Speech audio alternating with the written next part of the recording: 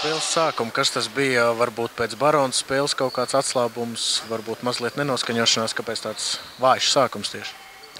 Mums šosezonu vispār tie sākumi ir tādi interesanti.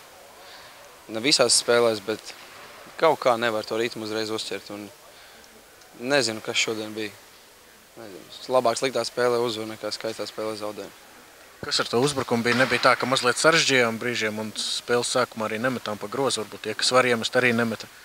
Nu, bija spēles plāns, universitāte.